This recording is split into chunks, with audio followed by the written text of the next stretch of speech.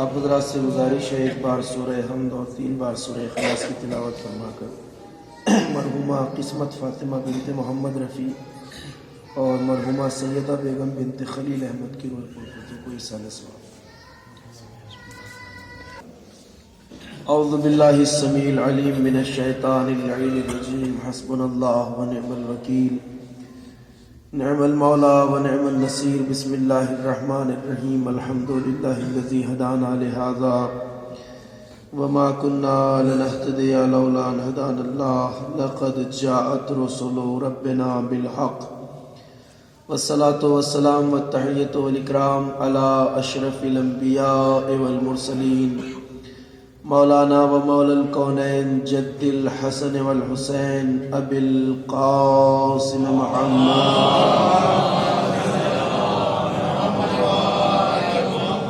وعلى آلہ الطیبین الطاہرین المعصومین المظلومین الذین اذهب اللہ عنہم الرجس وطہرہم تطہیرا۔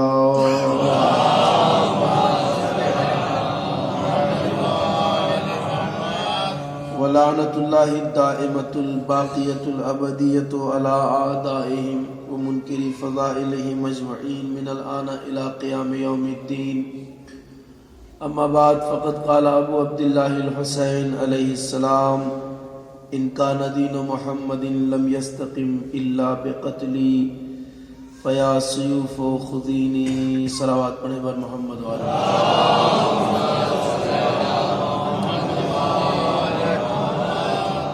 عزیزان محترم اور بزرگان گرامی قدر، ایام عزاء اب ہم سے رخصت ہونا جا رہے ہیں، اور یہ طویل دور جو ہم نے عزائے سید الشہداء کے ساتھ گزارا ہے، الحمدللہ ہم نے اس فرش عزائے سید الشہداء سے وہ تمام فیوز و برکات حاصل کیے ہیں جو اللہ نے اس فرش عزا سے وابستہ کیے ہیں۔ رزق علم، رزق معرفت، رزق شعور، کربلائی کردار، مقصد امام حسین سے اپنے آپ کو ہم آہنگ کرنا، یہ وہ سارے دروس ہیں جو مستقل ہم نے 2 مہینے سے اس فرش عزا پہ سنے ہیں، اور انشاءاللہ وہ ہماری زندگی کے لیے لائحہ عمل بھی ہوں گے اور دستور حیات بھی ہوں گے۔ اور حقیقت یہی ہے کہ ایک عزادار کے لیے سب سے زیادہ ضروری جو چیز ہے وہ مقصد قیام امام حسین کو سمجھنا ہے، اور کربلا والوں کے کردار کی رفعت، عظمت اور بلندی کا ادراک پیدا کرنا ہے۔ بنیادی چیز یہ ہے کہ کربلا والے اس عظیم مقصد کی راہ میں جس کے لیے وہ میدان کربلا میں آئے، کتنا عظیم جذبہ قربانی رکھتے تھے۔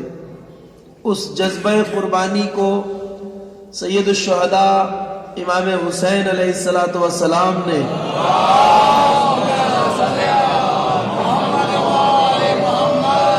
ایک جملے میں ارشاد فرمایا ہے۔ جذبہ شہدائے کربلا کا کس بلندی پر تھا، اللہ کی راہ میں قربانی کا جذبہ کس مقام پر تھا، اس کا اظہار فرمایا سید الشہداء نے۔ فرماتے ہیں ان کان دین محمد لم یستقم الا بقتلی، اگر دین محمد میرے قتل کے بغیر باقی نہیں رہ سکتا، اگر دین محمد، اگر شریعت الہیہ میری قربانی کے بغیر بچ نہیں سکتی تو فیا سیوف خذینی، اے تلواروں آؤ میرے گلے لگ جاؤ۔ یہ مشہور فقرہ ہے حسین ابن علی کا، جو اپنے اس عظیم مقصد کی راہ میں آپ نے ارشاد فرمایا، اور اللہ کی راہ میں جذبہ قربانی کا اس سے بڑا اعلان تاریخ انسانیت میں کسی نے نہیں کیا ہے۔ اگر شریعت کی بقا، دین الہی کی بقا، دین محمد کی بقا میرے قتل کے بغیر ممکن نہیں ہے تو حسین گلا کٹانے کے لیے تیار ہے، حسین قربانی دینے کے لیے تیار ہے۔ میں چند آرائز انشاءاللہ اسی حوالے سے آپ کے گوش گزار کروں گا۔ بائی سے زحمت نہ ہو تو تھوڑا ایک صلوات پڑھتے ہوئے آپ آگے تشریف لے آئیں، جگہ خالی ہے، آگے سمجھ جائیں۔ چاہیے تھوڑا نزدیک آ جائیں جن کے لیے ضروری ہو.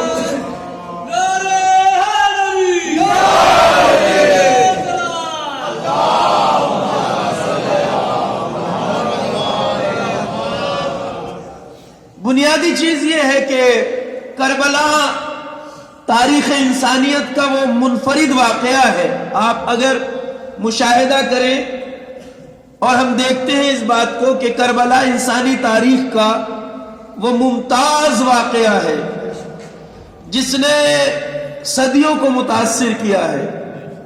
اور آج بھی جیسے جیسے زمانہ گزر رہا ہے کربلا کی تاثیر میں اضافہ ہی ہو رہا ہے, کوئی کمی نہیں آ رہی ہے.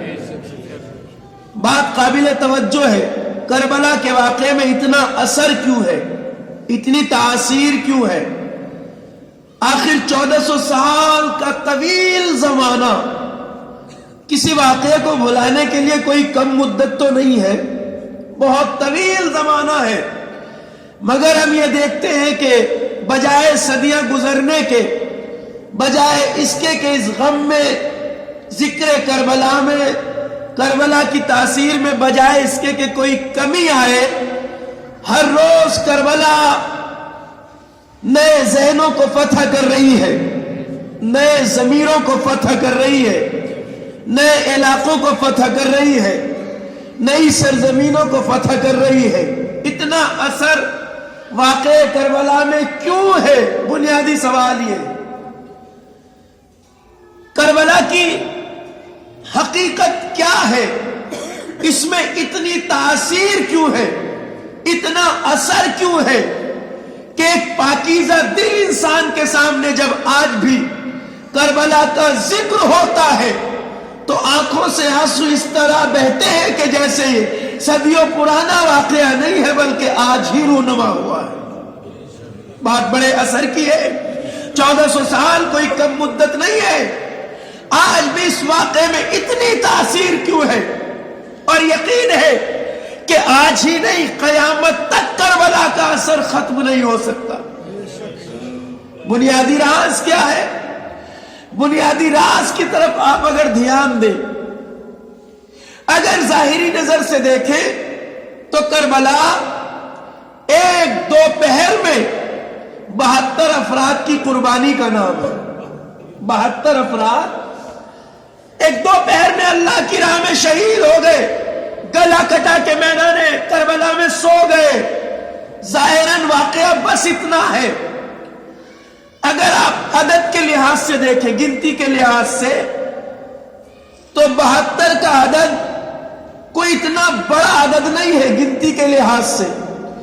ایک دوپہر میں 72 افراد کا مار دیا جانا کوئی بہت بڑی تعداد نہیں ہے. اس لیے کہ ہم نے انسانی تاریخ میں دیکھا ہے کہ ایک وقت میں 72 نہیں 72,000 لوگ مار دیے گئے, لاکھوں لوگ لقمہ اجل بنے. مگر آج نہ ان کا تذکرہ باقی ہے, نہ ان کی یاد باقی ہے, نہ کوئی ذکر باقی ہے یا نہیں؟ یہ انسانی تاریخ کے بدترین جلادوں کے دور سے ہو کے گزری ہے. ہلاکو خان, چنگیز خان جیسے ظالموں کے دور سے گزری ہے جنہوں نے ایک ایک دن میں لاکھوں انسانوں کا قتل کیا ہے. دور نہ جائیے, ماضی قریب میں, ابھی زیادہ زمانہ نہیں گزرا, ہیروشیما اور ناکازاکی جیسے بھرے پورے شہر پلک جھپکنے میں لاکھوں انسان موت کی نیند سو گئے. مارے تو وہ بھی گئے ہیں, قتل تو انہیں بھی کیا گیا ہے, بے گناہ تو انہیں بھی مارا گیا ہے. مگر آج انسانی سماج پر نہ کوئی ان کا اثر ہے, نہ کوئی یاد باقی ہے. زمانہ بھول چکا ہے اس واقعے کو. مگر کربلا کے 72 افراد کی قربانی کیوں آج بھی زندہ ہے, اور اس کا اثر آج بھی انسانی ضمیر پہ ہوتا ہے. آج بھی کربلا لاکھوں کرداروں کو کربلائی کردار بناتی ہے. آج بھی لاکھوں انسانوں کو شعور حسینی عطا کرتی ہے. راز کیا ہے؟ اتنے بڑے واقعات کیوں بھلا دیے گئے؟ کربلا کیوں نہیں بھلائی جاتی؟ سوال یہ ہے. بنیادی راز عزیزو یہ ہے جو میں عرض کر رہا ہوں اپنی عقل ناقص سے. پہلا راز تو کربلا کی جاویدانگی کا یہ ہے کہ میدان عمل میں، میدان شہادت میں جتنا بڑا مقصد لے کر کربلا والے آئے تھے، اتنا بڑا مقصد لے کر کوئی میدان جنگ میں نہیں آیا. کیا تھا کربلا والوں کا مقصد؟ کربلا والوں کا مقصد تھا اللہ کے ذکر کو بچانا، روئے زمین پر اللہ کے ذکر کا، اللہ کے نام کا تحفظ کرنا. بلند مقصد تھا کربلا والوں کا. دین الہی کو بچانا، شریعت الہی کو بچانا، مسجدوں کے تقدس کو بچانا، جانمازوں کے تقدس کی حفاظت کرنا. مقصد سب سے بلند ہے کربلا والوں کا. اللہ کا ذکر باقی ہے تو کربلا کی وجہ سے. آج جانمازوں کا تقدس باقی ہے تو کربلا کی وجہ سے. آج مسجدوں کا تقدس باقی ہے تو کربلا کی وجہ سے. پہلی چیز جو کربلا کو زندہ جاوید بناتی ہے مقصد کی بلندی ہے. اتنا عظیم مقصد لے کر کوئی میدان میں نہیں آیا جتنا بڑا مقصد لے کر کربلا والے آئے. بات واضح ہے. دوسری چیز کربلا کے اثر کی یہ ہے کہ اس مقصد کی راہ میں جیسی استقامت، ثبات قدم اور ثابت قدمی کا مظاہرہ کربلا والوں نے کیا ہے، کسی بھی مقصد کی راہ میں کسی نے انسانی تاریخ میں ایسی استقامت کا مظاہرہ نہیں کیا. حسین عاشور کی رات تھی، اپنے اصحاب کو خیمے میں جمع کیے تھے. کیا کہا؟ ایک طرف لاکھوں کا لشکر ہے، ایک طرف 72 افراد، کوئی مقابلہ نہیں ہے. 1.25 لاکھ کا لشکر کہاں، 72 افراد کہاں؟ جذبہ قربانی کربلا والوں کا. حسین نے خیمے میں جمع کیا، کہا چاہنے والوں میں تمہیں آزادی دیتا ہوں. دیکھو یہ چمکتی ہوئی تلواریں جو دیکھ رہے ہو، انہیں میرا گلا چاہیے. میں مصائب نہیں پڑھ رہا ہوں، مگر اگر گریے کا دل چاہے تو روئیے، اس لیے کہ یہ وہ بات ہے جو مصائب میں ذکر نہیں ہوتی، اس لیے اشارہ کر رہا ہوں. کہا چلے جاؤ، اس لیے کہ ان چمکتی ہوئی تلواروں کو میرا گلا چاہیے. جب حسین نے دیکھا اس اعلان کے بعد کوئی واپس نہیں جا رہا ہے تو حسین نے چراغ خیمہ بجھا دیا. تاریخ خیمہ ہے حسین کا. یہاں خطرے کی گھنٹی بجے اور میں آپ سے کہوں کہ جلدی سے اٹھ کے چلے جائیے تو شاید کوئی پہل کرنے میں یہ سوچ کے حیا محسوس کرے کہ کل جب گفتگو ہوگی تو یہ کہہ دیں گے لوگ کہ میاں پہلے سب سے یہ اٹھ کے گئے تھے. فطری چیز ہے نا، شاید کسی کو پہلے اٹھنے میں حیا محسوس ہوتی. حسین نے چراغ خیمہ بجھا دیا. اندھیرے خیمے میں جس کا دل چاہے اٹھ کے چلا جائے. لیکن پھر بھی اندھیرے میں جب حسین نے کوئی آہٹ محسوس نہ کی تو ایک جملہ کہا، جاؤ. ہمارے سروں پہ امام وقت کی بیعت ہے نا. بیعت کا تقاضا یہ ہے کہ جہاں امام ہو وہاں چاہنے والا ہو ہر حال میں.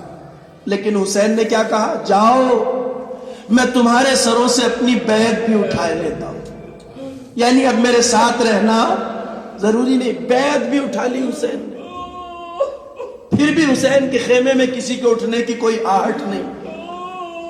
اب حسین نے وہ بات کہی جس سے بڑھ کے کوئی بات نہیں ہو سکتی. کہا چاہنے والوں جاؤ، اگر تم یہ سوچ رہے ہو کہ اتنی بڑی فوج کے بیچ مجھے تنہا چھوڑ جاؤ گے تو تمہیں جنت نہیں ملے گی. جاؤ، حسین تمہاری جنتوں کی بھی ضمانت لیتا. اللہ اکبر، اجرکم اللہ. جن کی جنتوں کی گارنٹی حسین لے لے پھر انہیں رکنے کی کیا ضرورت تھی؟ 3 دن کی پیاس میں گلے کٹانے کی کیا ضرورت تھی؟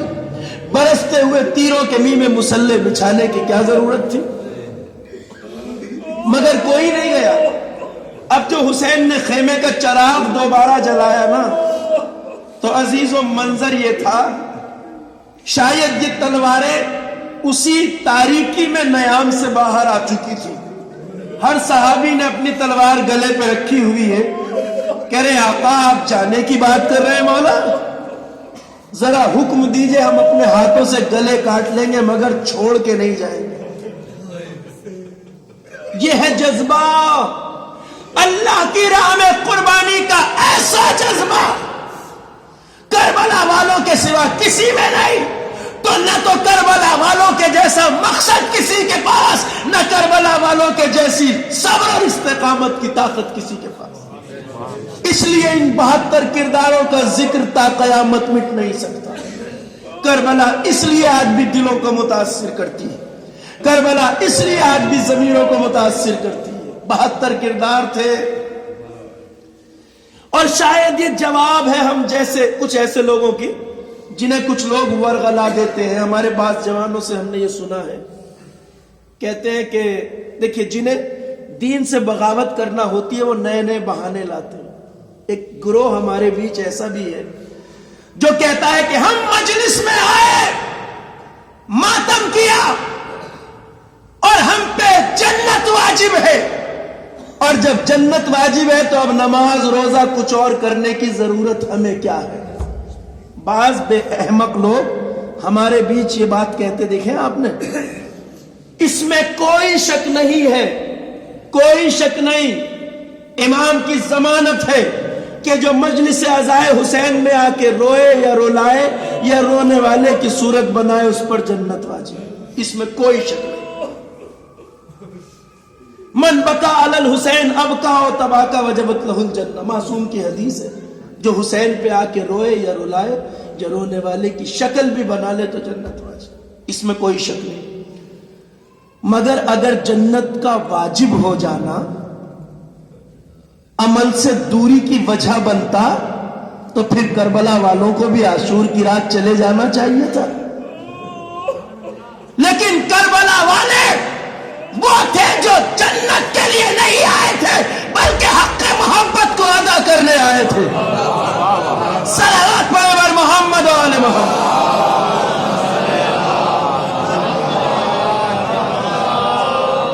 और इसी बेस पे कहता हूं जवानों, ये बात कहना कि मेरी जन्नत पक्की है, मुझे और कुछ करने की क्या जरूरत है, किसी को भी ज़ेब दे सकता है मगर उन्हें ज़ेब नहीं दे सकता जो करबला के परस्तार हैं, जो करबलाई किरदार वाले हैं। इसलिए कि हुसैन वाले वो नहीं होते जो जन्नत के पीछे दौड़ते हैं, हुसैन वाले वो होते हैं जिनकी जन्नत मुश्ताक होती है। आपका दर्जा बुलंद है। अगर जन्नत ही सब कुछ होती तो छोड़ के चले जाते वो भी। जब हुसैन जमानत ले ले, जब किसी की गारंटी ली हुसैन ने, चले जाओ मैं तुम्हारी जन्नतों का जमानत लेता हूं। लेकिन न जाना इस बात की दलील है कि करबलाई जो होते हैं वो जन्नत के पीछे नहीं जाते, उनकी मंशा रज़ा इलाही का हुसूल होती है, मेरा रब मुझसे राजी होता है।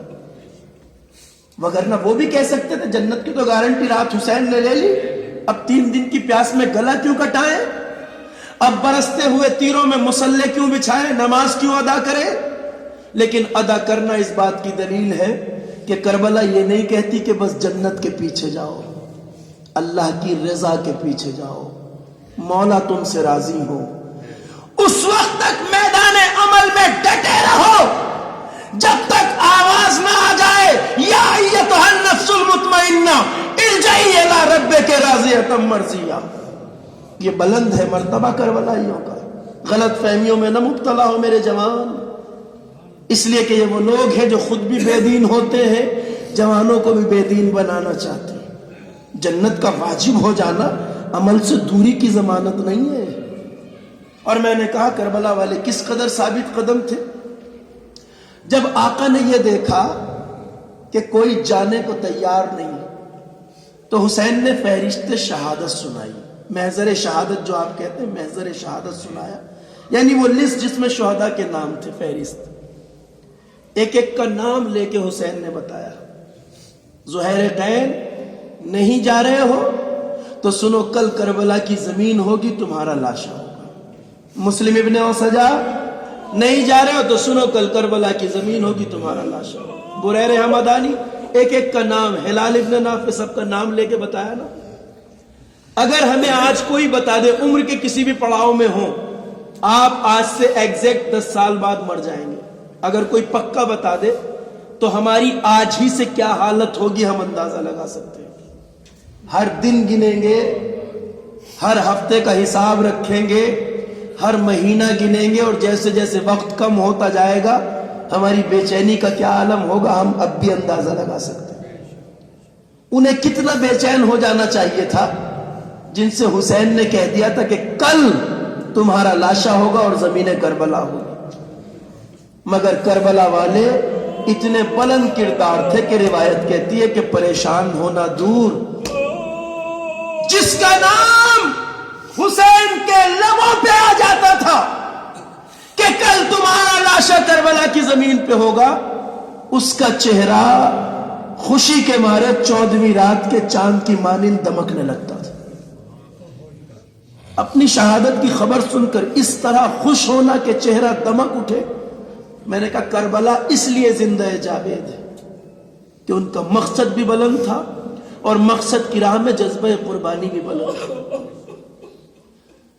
میں پڑھنا نہیں چاہتا تھا مگر کہہ دیتا ہوں یہ بات. حسین نے سب کے نام گنا دیے، سب کے جتنے تھے خیمے، اور سارے چہرے خوشی سے کھلے ہوئے ہیں کہ آقا نے ہمارا نام محضر شہادت میں گنا دیا.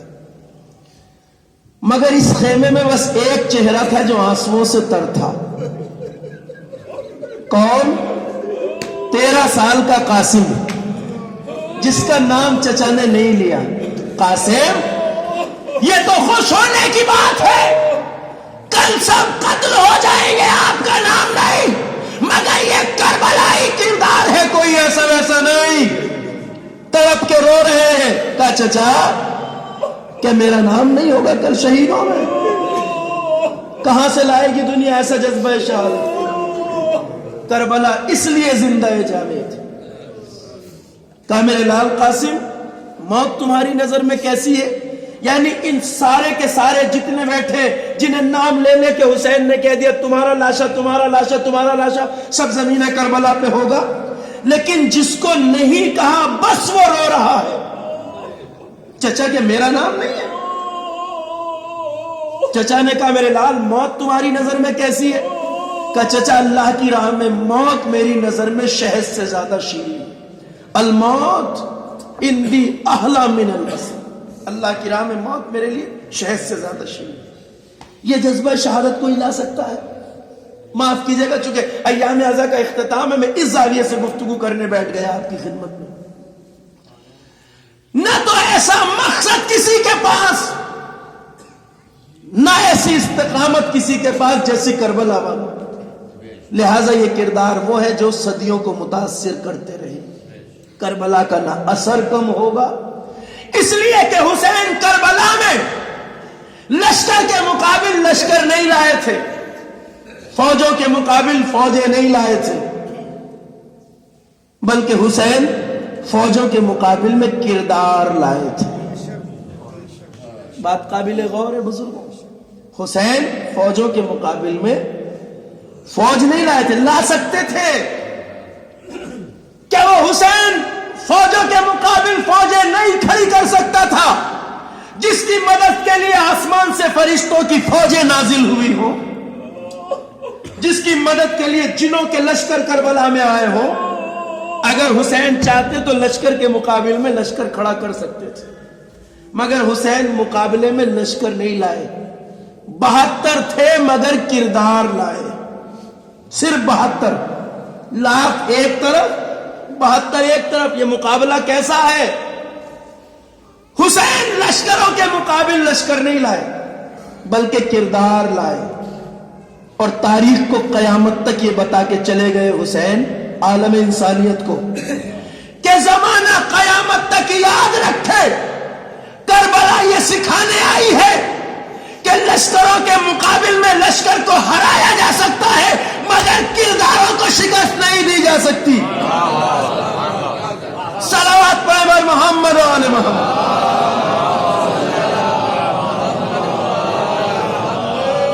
فوجوں کے مقابلے میں فوجوں کو ہرایا جا سکتا ہے، لشکروں کے مقابلے میں لشکر کو ہرایا جا سکتا ہے، مگر کردار اس چیز کا نام ہے جو قتل ہو جائے تب بھی جیت جاتا ہے، قتل کر دے تب بھی جیت جاتا ہے۔ کردار کو نہیں ہرایا جا سکتا۔ کردار کی بلندی یہی ہے کہ کردار حاکم ہوتا ہے، وگرنہ اس جنگ کا کوئی مقابلہ نہیں ہے۔ 72 کہاں، 1.25 لاکھ کا لشکر کہاں؟ لیکن حسین اس بات کو قیامت تک کے انسانوں کو بتانا چاہتے تھے، مارکے حق و باطل میں کبھی بھی تعداد مت دیکھنا، اس لیے کہ مارکے تعداد سے سر نہیں ہوتے، قوت کردار سے سر ہوتے۔ اور ان 72 کرداروں کے گلے کٹ گئے مگر یہ شکست نہیں کھائے۔ اب جانتے ہیں اس بات کو، کردار کو ہرایا نہیں جا سکتا۔ اور یہی وجہ ہے کہ کربلا کی جنگ کو دنیا کی عام جنگوں کے پیمانے پہ نہیں ناپا جا سکتا۔ جو عام جنگوں کا دستور ہے دنیا کی، کربلا اس سے الگ ہے، مستثنا ہے، بالاتر ہے۔ کیوں؟ اس لیے کہ دنیا کی عام جنگوں کا دستور تو یہی ہے نا کہ جس کے گلے کاٹ دیے جائیں وہ لشکر ہار جاتا ہے، اور جو گلے کاٹنے میں کامیاب ہو جائے وہ جیت جاتا ہے۔ دنیا کا عام دستور تو یہی ہے نا۔ جس فوج کے لاشیں مقتل میں بکھرے پڑے رہ جائیں وہ ہار جاتی ہے، جو فوج مقتل سے خوشی کے شادیانے بجاتے ہوئے زندہ واپس جاتی ہے وہ جیت جاتی ہے۔ مگر کربلا اس اصول سے مستثنا ہے۔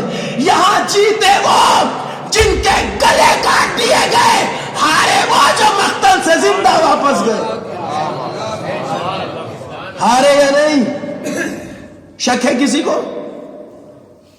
جو زندہ گئے واپس وہ ہارے، جن کے لاشیں مقتل میں رہ گئے وہ جیتے۔ اگر ایسا نہ ہوتا تو 14 صدیوں سے ہم عالم یزیدیت کو آج تک چیلنج کر کے یہ نہ کہہ رہے ہوتے کہ یہ کربلا ہے۔ اگر جنگ شاہزادوں کی قلم میں دم ہے تو لکھو حسین ہار گیا۔ صلوات پڑھے بر محمد و آل محمد۔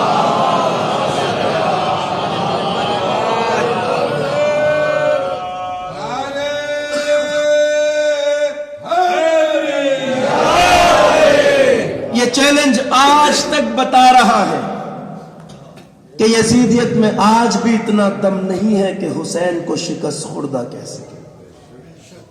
حسین کربلا میں شکست، لاشیں ضرور گرائے گئے، گلے ضرور کاٹے گئے، مگر حسین جیتے ہیں، ہارے نہیں۔ کیوں نہیں ہارے؟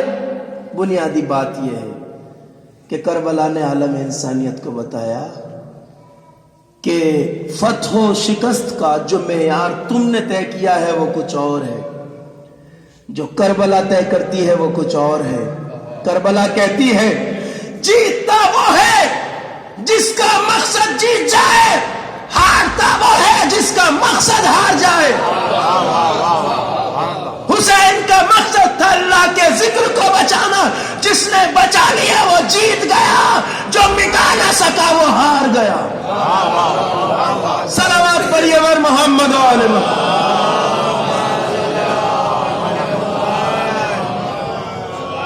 بات واضح ہے یا نہیں؟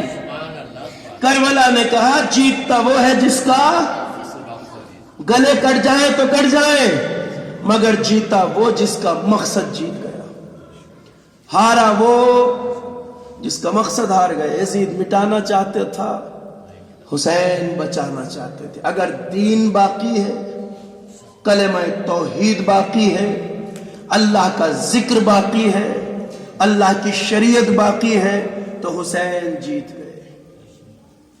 اگر مٹ جاتی تو ہم یزید کو فاتح مان لیتے۔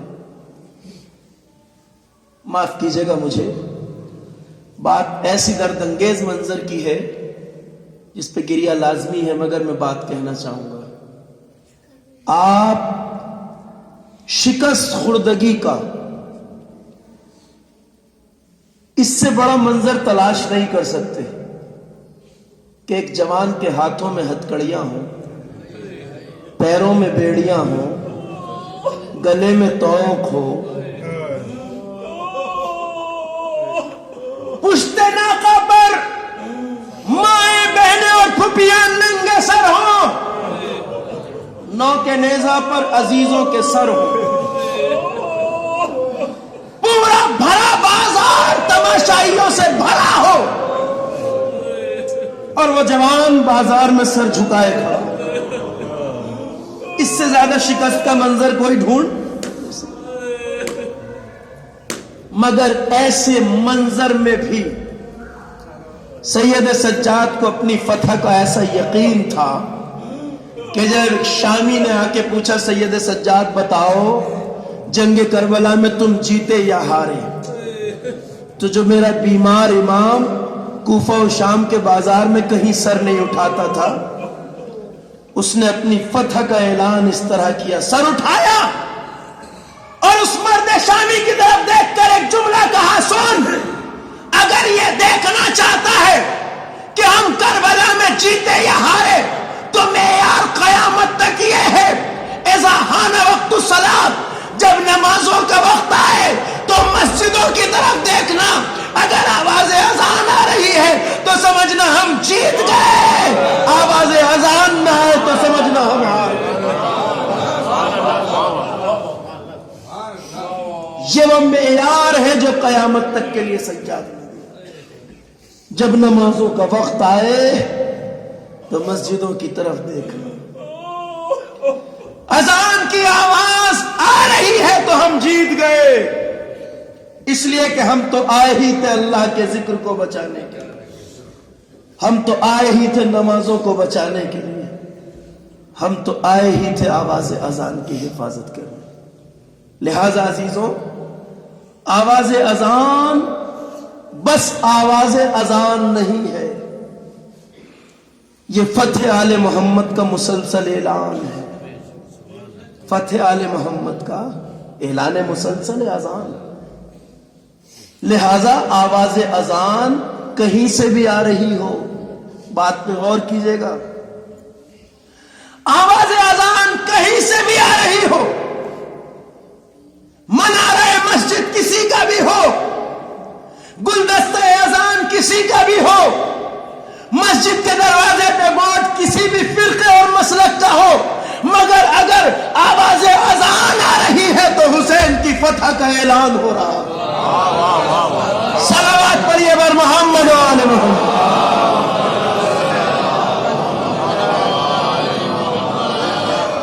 معیار یہی ہے, اس کے علاوہ کچھ نہیں.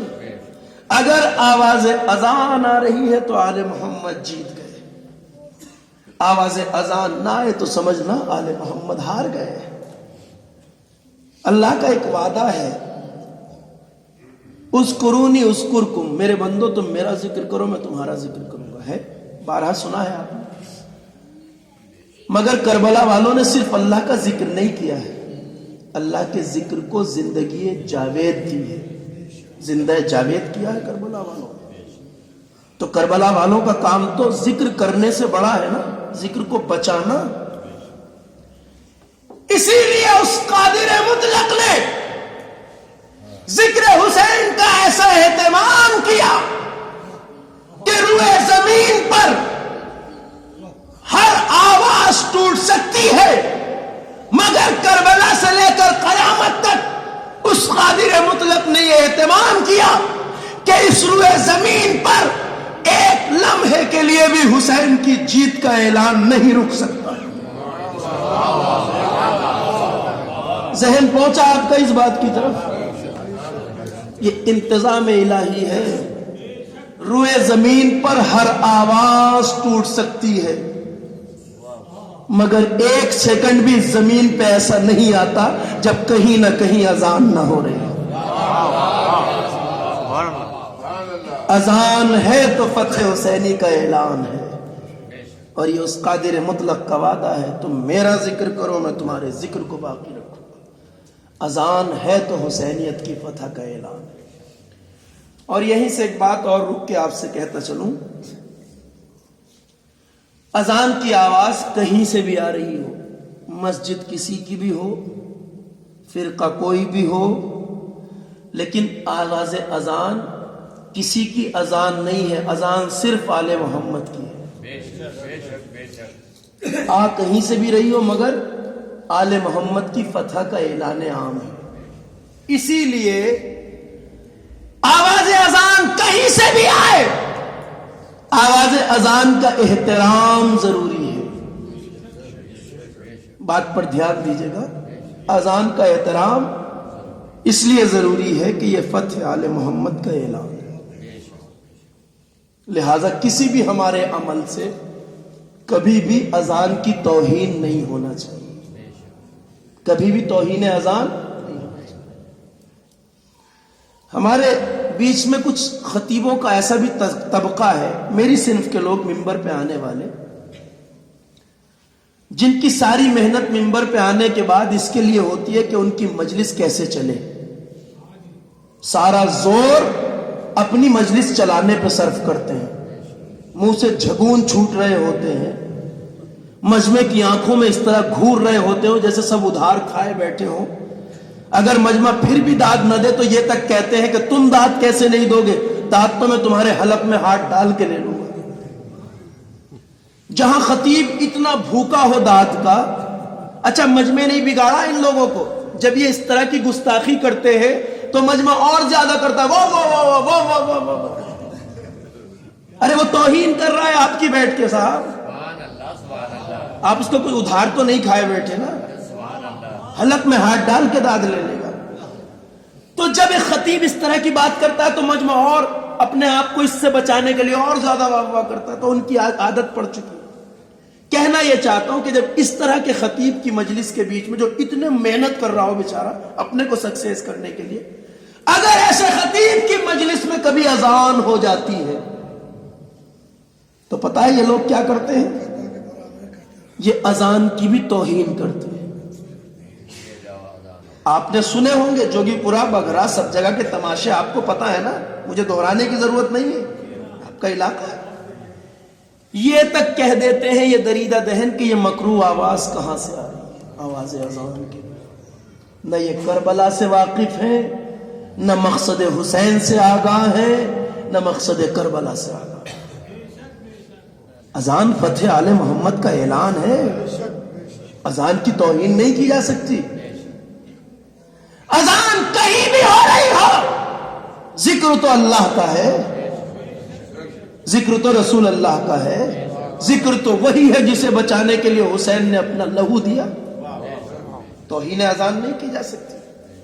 بات تاکہ تشنہ بیان نہ رہ جائے یہی چھوڑ دوں گا تو شاید اعتراض کی گنجائشیں نکال لیں لوگ، لیکن میں گنجائش چھوڑوں گا نہیں اعتراض کی، اس لیے کہ مجھ جیسا خطیب، میری تو خیر کوئی گنتی نہیں ہے خطیبوں میں، لیکن جو میرے طبقے کے لوگ ہیں، ہم کتنے بھی بڑے خطیب بن جائیں، کتنے بھی بڑے ذاکر، کتنے بھی لمبے القاب لگ جائیں نام کے ساتھ، مگر اس خطیب سے بڑے تو نہیں ہو سکتے جو وارث خطیب نہج بلاغہ تھا۔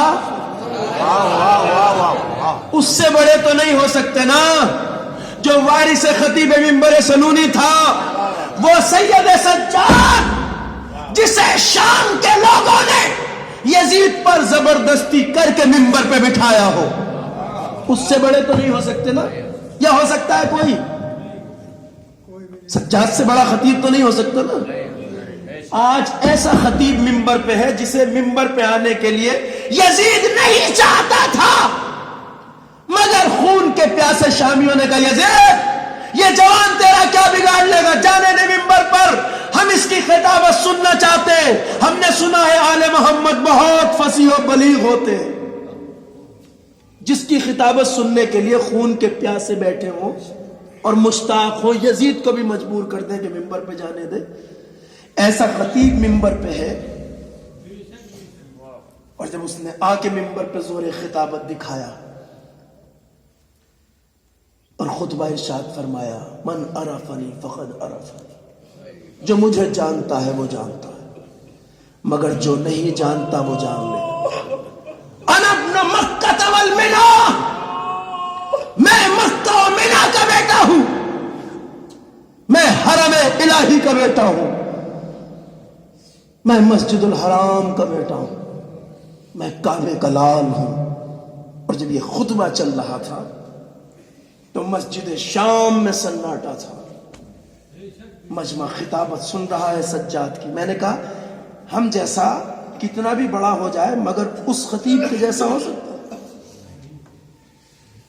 اس عظیم خطبے کو روکنے کے لیے یزید نے کیا کیا؟ اذان دلائی.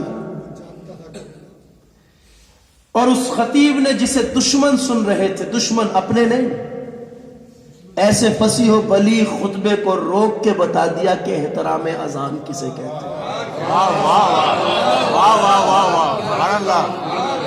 ایک بات کی طرف اور دھیان دیں گے آپ، یہ جو بیچ مجلس میں اذان کی آواز آتی ہے یہ تو وقت پہ ہونے والی اذان ہے. ارے وہ تو بے وقت کی اذان تھی. تھی یا نہیں؟ لیکن میرے مولا نے خطبہ روک کے بتا دیا کہ اذان کہیں سے بھی آ رہی ہو اس کا احترام ضرور. شاید کچھ نادان نہ جانے مگر میں بڑی معذرت کے ساتھ کہتا ہوں شاید اتنا تو یزید کو یزید ہو کے بھی پتا تھا کہ آل محمد کی نظر میں اذان کا احترام کتنا ہے. اسے یقین تھا کہ سجاد خطبہ روک دیں گے، اسی لیے اذان کا سہارا لیا. یا ایک وجہ اور رہی ہو. میں نے کہا اذان فتح آل محمد کا اعلان ہے نا. شاید سید سجاد اپنے خطبے میں جو بات ثابت کرنے جا رہے تھے کہ ہم فاتح ہیں، یزید شکست خوردہ ہے، شاید یزید نے اذان دلا کے خود اقرار کر لیا سید سجاد تم اور تمہارے بابا جیت گئے، میں ہار گیا. صلوات پڑھیں بر محمد و آل محمد.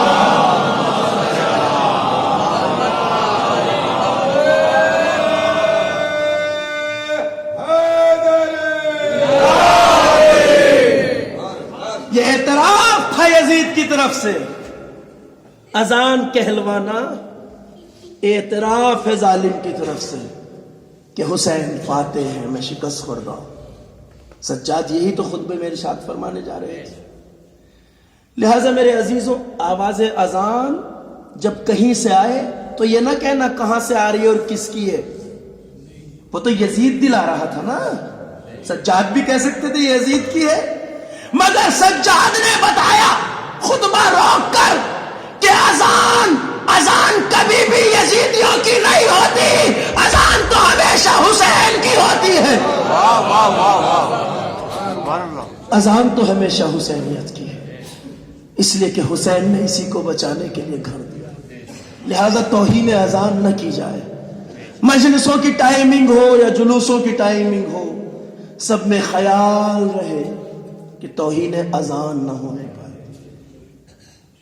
ہماری حدیثوں میں فقہ میں یہ کہا گیا ہے کہ اگر انسان اذان کے وقت تلاوت قرآن بھی کر رہا ہو تو اس کو بھی روک دینا چاہیے تاکہ اذان کا احترام باقی رہے.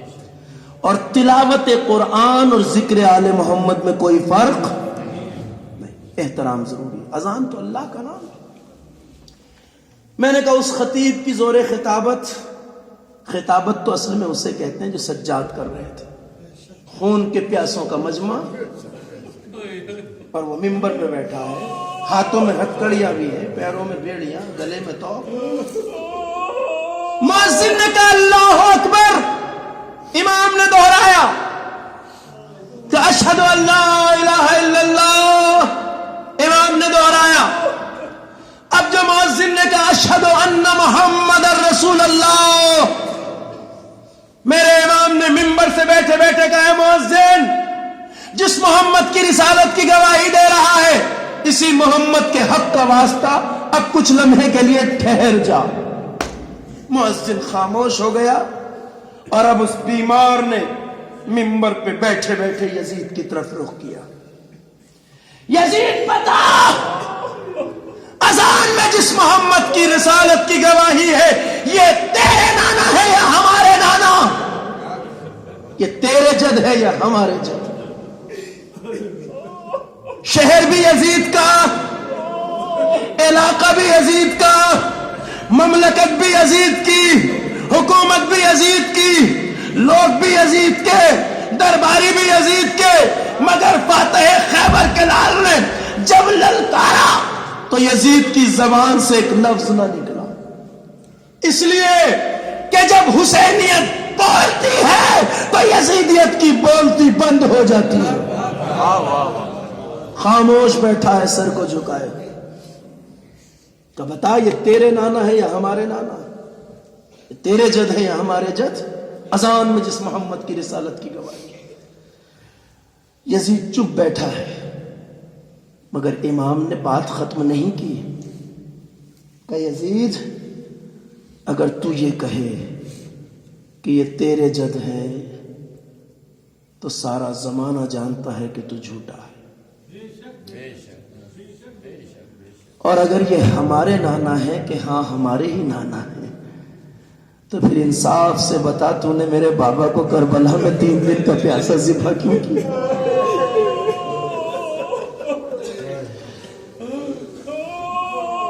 ہمیں دیار بدیار کربلا سے لے کے کوفہ سے لے کے شام تک کیوں پھر آیا؟ یزید ہم آل محمد ہیں، اولاد رسول ہیں، کمال خطابت اسے کہتے ہیں۔ روایت کہتی ہے اپنوں کا مجمع نہیں تھا، شامی دشمنوں کا مجمع تھا، لیکن مجمع دہاڑے مار مار کے رونے لگا۔ شام کی مسجد میں ہر طرف آہو بکا کی فریاد کی آوازیں تھیں، لوگ مسجد کی دیواروں سے سر ٹکرا ٹکرا کے رو رہے۔ تو نے ہمیں پھر دیار بدیار کیوں پھر آیا؟ ہمیں اسیر کیوں کیا؟ عزیزوں اسی لیے عرض کرتا ہوں کہ فرش عزا پہ آئیے، مقصدیت کربلا کو مد نظر۔ کربلا مردانگی کا درس دیتی ہے، شجاعت، ہمت، غیرت، بیداری۔ اگر ہم نے سب کچھ کیا مگر کربلا سے یہ سبق نہیں سیکھا تو ہم نے مجلس عزا کا کوئی حق ادا نہیں کیا۔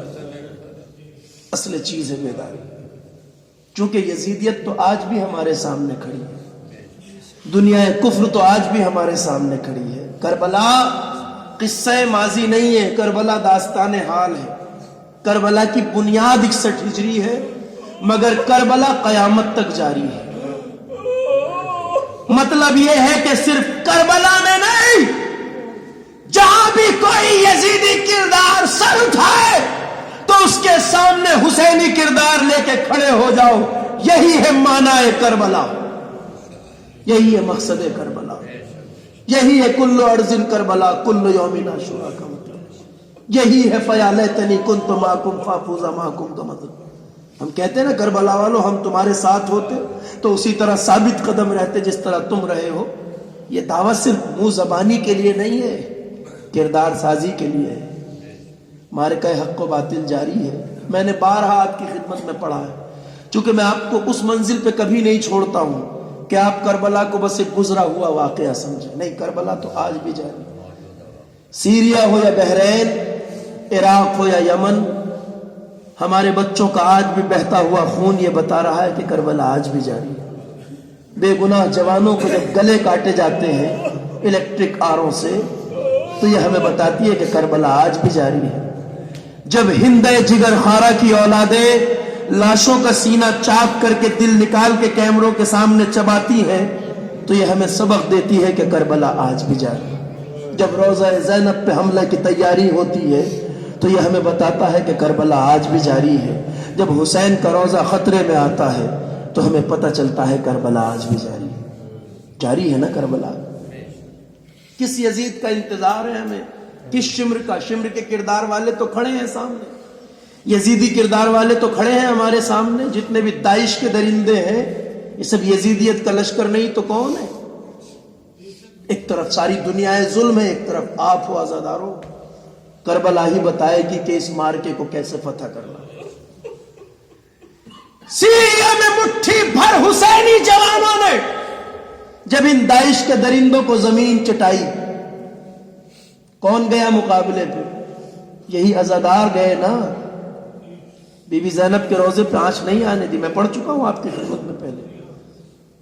سیریا چھوڑ کے بھاگے گئے عراق، آئے تھے نا عراق میں، عراق آئے تھے یہ سوچ کر کہ عراق ایک کمزور ملک ہے، نیا نیا ہے، نئی حکومت، فوج ٹریننگ یافتہ نہیں ہے، پولیس سسٹم ابھی مضبوط نہیں ہے، انتظامیہ صحیح نہیں ہے، ایک کمزور حکومت کو سمجھ کے یہ عراق میں آئے تھے، موصل پہ قبضہ کیا، 70% عراق پہ قبضہ کر لیا اس یزیدیت نے، اور کتنے جرائم کیے ہیں، وہ کلپس جو ہم دیکھتے ہیں تو دیکھی نہیں جاتی، خوبصورت ترین جوانوں کے گلے کاٹے جاتے ہیں، بچوں کو ذبح کیا جاتا ہے، عورتوں کو سرے بازار بیچا گیا، جہاد النکاح کی بے شرمیاں کی گئی، کیا نہیں کیا ان یزیدیوں نے، لیکن پتا ہے انہوں نے سیریا کو چھوڑا، عراق میں آئے عراق کو کمزور سمجھ کے، اور عراق تھا بھی کمزور، مگر عراق میں ایک ایسی طاقت تھی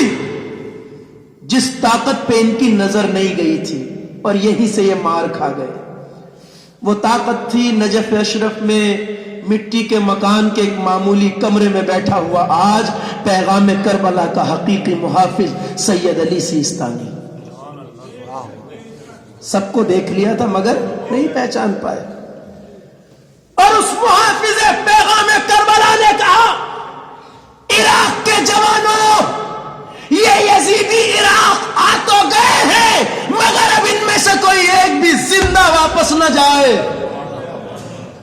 اور آج آپ اپنی آنکھوں سے دیکھ رہے ہیں کہ عراق میں آئے تو تھے بڑے دندنا کر، مگر آج بھاگنے کا راستہ نہیں مل رہا۔ کربلائی جوانوں نے وہ حال کر دیا ہے، موصل ہو یا کوئی اور علاقہ، وہ حال کر دیا ہے کہ آج ان لعینوں کو بھاگنے کا راستہ نہیں مل رہا ہے۔ کس نے دی یہ عزت؟ کربلا نے۔ یہ مردانگی اور شجاعت اس قوم کو کس نے دی ہے؟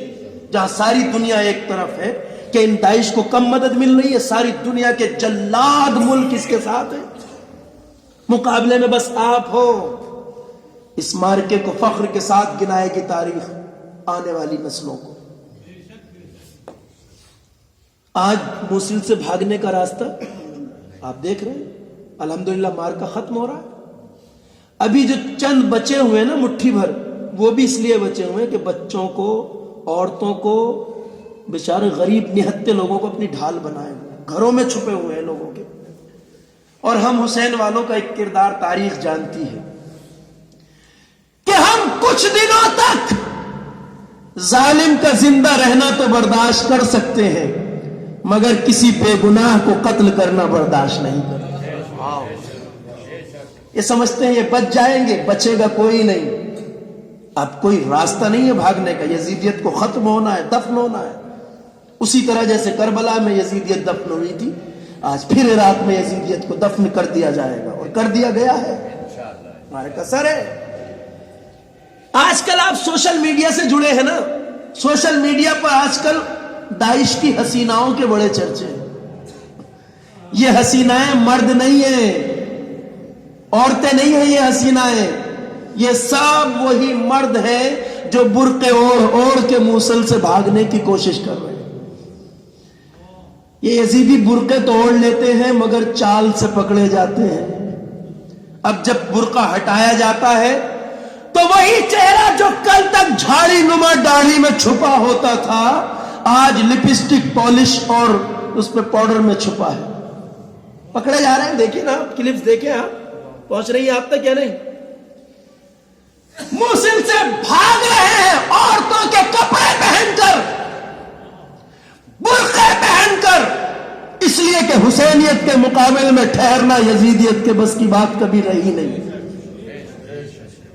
اور میں ان یزیدیوں سے بھی یہ کہوں گا کہ یزیدیوں، ہمیں کوئی حیرت نہیں کہ تم میدان سے بھاگ رہے ہو، ہمیں کوئی حیرت نہیں، اس لیے کہ میدانوں سے بھاگنا تو تمہاری میراث ہے۔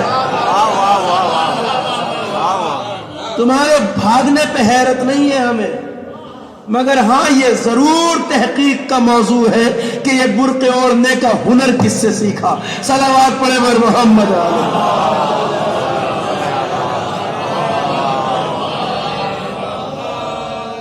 کربلا کہتی ہے قتل ہم ضرور ہوتے ہیں، شہید ہم ضرور ہوتے ہیں، لاشیں ہماری ضرور گرتی ہیں، مگر شیعت اسی طرح مر جانے کا نام نہیں ہے. ہم قتل ہوتے ہیں کیونکہ تعداد میں کم ہے نا, ساری دنیا ہماری دشمن ہے, قتل ہوتے ہیں, گلے کٹتے ہیں ہمارے, مگر یوں ہی مر جانا نہیں آتا ہمیں. کربلا میں 13 سال کا قاسم بھی اگر 3 دن کا پیاسا مقتل میں آیا ہے نا, تو 3 دن کی پیاس میں بھی پہلے ہزاروں ظالموں کو جہنم حاصل کیا ہے, پھر جام شہادت نوش کیا ہے. آج ہمارے جوان بھی سیریا, بحرین اور عراق میں یہی کر رہے ہیں. گلے ضرور کٹاتے ہیں مگر پہلے یزیدیت کو دفن کرتے ہیں, پھر گلے کٹاتے ہیں. ہمارے کا سر ہے. کل آپ سنتے تھے نا روایتوں میں کہ کربلا کی مائیں وہ ہیں جن کے جوان بیٹوں کی لاش آتی تھی تو وہ روتی نہیں تھی. سنتے تھے مصائب میں, جوان بیٹے کی لاش آتی تھی تو ماں رونے کے بجائے سجدہ شکر کرتی تھی اور کہتی تھی پروردگار میری اس قربانی کو قبول کر لے. کئی بار دل میں یہ خیال آتا تھا پروردگار ایسا کیسے ہو سکتا ہے کہ ایک ماں کے جوان بیٹے کی لاش آئے اور وہ ماں نہ روئے.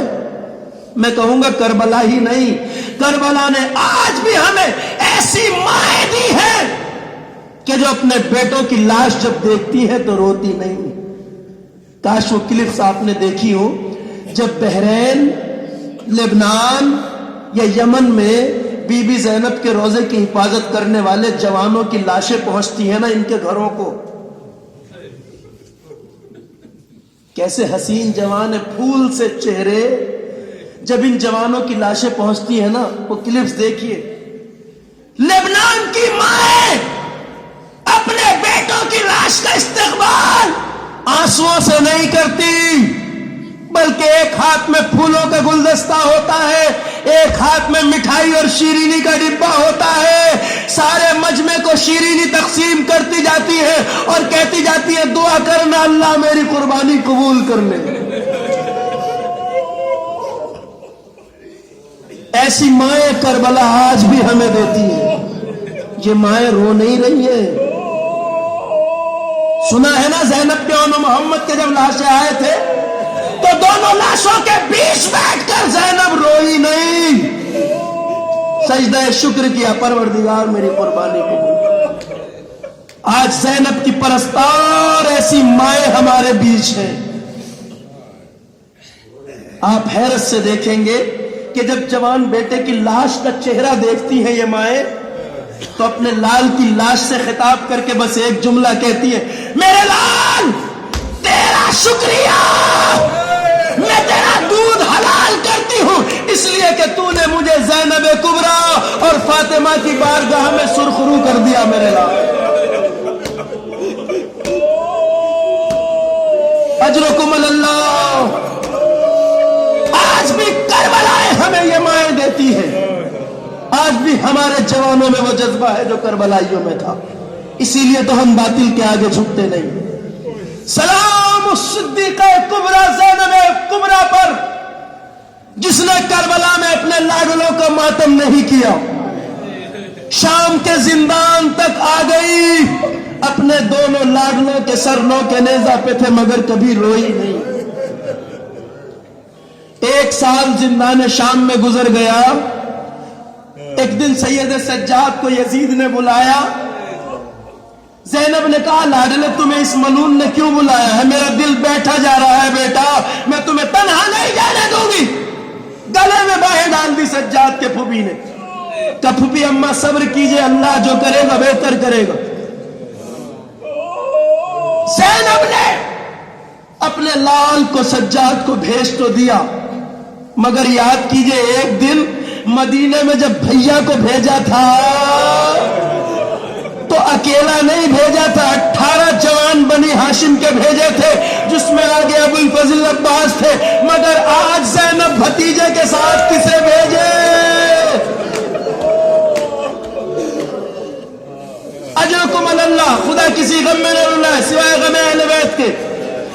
ارے جب 18 ساتھ بھیجے تھے اس کے باوجود زینب دروازے پہ کھڑی رہی تھی جب تک بھیا واپس نہ آیا, تو آج کیسے زندان کے دروازے سے ہٹ جاتی؟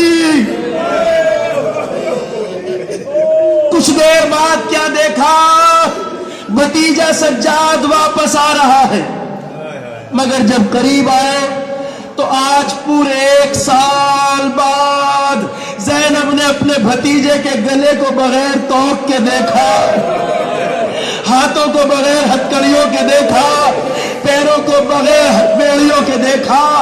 حیرت سے کہا میرے لاڈلے کیا ماجرا ہے بیٹا، کیا بات ہے؟ کہ پھوپھی اماں یزید ہمیں رہا کرنا چاہتا ہے۔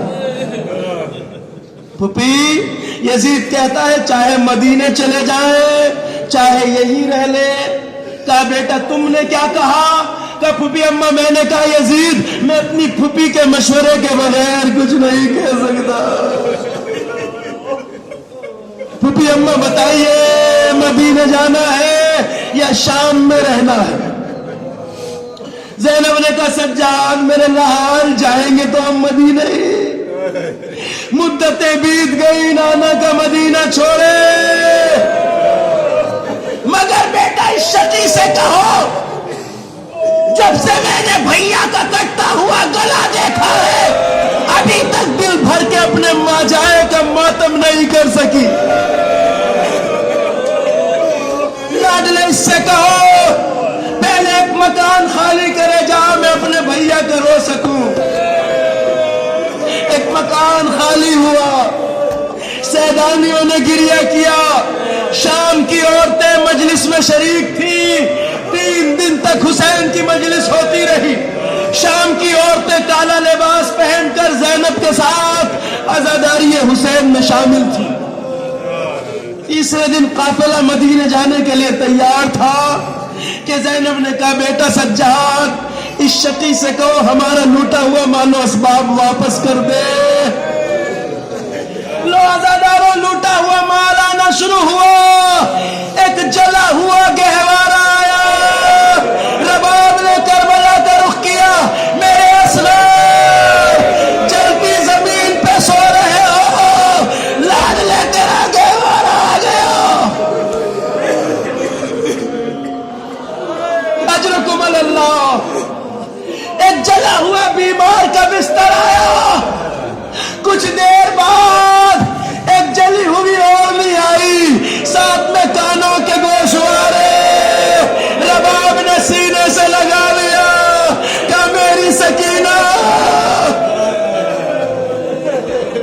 لاڈلی زندہ نے شام تک روتی رہی، اے میری لال تیری اوڑنی آ گئی۔ اسباب کے بعد شہیدوں کے سر آنا شروع ہوئے۔ اجرکم اللہ۔ روایت کہتی ہے ایک شہید کا سر آتا تھا، جو بی بی وارث ہوتی تھی سر کو آگے بڑھ کے لے لیتی تھی۔ ایک چاند سے چہرے کا ایک سر آیا، 18 سال کے علی اکبر کا۔ ام لیلا نے باہیں پھیلا دی، آجا میرے لال، تیری ماں تجھے دیکھنے کے لیے بیدار ہے۔ 13 سال کے قاسم کا سر آیا، ام فروہ نے باہیں پھیلا دی، آجا میرے قاسم۔ ننھے سے اصغر کا سر آیا، رباب نے سینے سے لگا لیا۔ بس عزاداروں، روایت کہتی ہے اسی اثنا میں 2 سر ایک ساتھ آئے، جنہیں لینے کے لیے کوئی سیدانی آگے نہ بڑھی۔ سمجھ گئے آپ؟ اونا محمد کے سر، اب ان سیدانیوں میں سے کوئی آگے نہیں بڑھا ان 2 سروں کو لینے کے لیے۔ تو پتہ ہے شام کی پرصدار عورتوں میں سے کسی عورت نے آگے بڑھ کے کہا اے سیدانیوں، اگر ان 2 بچوں کی ماں اب اس دنیا میں زندہ نہ ہو تو اجازت دو ہم ان سروں کو لے لیں۔ زینب تڑپ گئی، کہا شام کی عورتوں یہ نہ کہو یہ ماں زندہ ہے، مگر بتاؤ میں اپنی گود کے پالوں کو روؤں یا اپنے مظلوم بھیا پہ آنسو بہاؤں؟ اجرکم اللہ۔ عزادار و قافلہ مدینے کی سرحدوں میں داخل ہوا۔ ام کلثوم نے مرثیہ پڑھا، مدینہ تو جدنا لا تقبلینا، نانا کے مدینے ہمارے آنے کو قبول نہ کر۔ اس لیے کہ گئے تھے تو گودیاں آباد تھی، سروں پہ وارثوں کا سایہ تھا، اب آئے ہیں تو گودیاں اجڑ گئی، سروں سے وارثوں کا سایہ اٹھ گیا۔ عزادارو وہ زینب جو اپنے اون محمد کو نہ کربلا میں روئی، نہ کوفے میں روئی، نہ شام میں روئی، اب جو اپنے گھر میں آئی زینب تو چھوٹے چھوٹے مسلے دیکھے، چھوٹے چھوٹے بستر، اون محمد یاد آئے، کہا یاد لو اس گھر میں ماں اب کیسے زندہ رہے گی۔ اجرکم اللہ، صحن خانہ میں بیٹھی تھی زینب، آنسو بہا رہی ہے۔ آپ نے سنایا جلالو، زینب جب گئی تھی کربلا تو بال سیاہ تھے، کربلا سے لوٹ کے آئی تو بال سفید ہو گئے تھے۔ اسی اثنا میں زینب کے شوہر عبداللہ گھر میں آئے، کیا دیکھا؟ صحن خانہ میں ایک سفید بالوں والی ضعیفہ بیٹھی رو رہی ہے۔ عبداللہ آگے آئے، کہا بی بی تو کون ہے؟ میرے گھر میں کیوں رو رہی ہے؟ زینب نے سر اٹھایا، کہا عبداللہ زمانے نے نہیں پہچانا، کوئی شکایت نہیں، مگر اب تم بھی نہیں پہچانتے۔ عبداللہ میں زینب ہوں، شام و کوفہ کا سفر کر کے آئی ہوں۔ عبداللہ میرا بھیا مارا گیا، کربلا میں میرا گھر لٹ گیا، عبداللہ میرے اون محمد مختل میں سو گئے، میں دیار بدیار پھرائی گئی، وَسَيَعْلَمُ الَّذِينَ ظَلَمُوا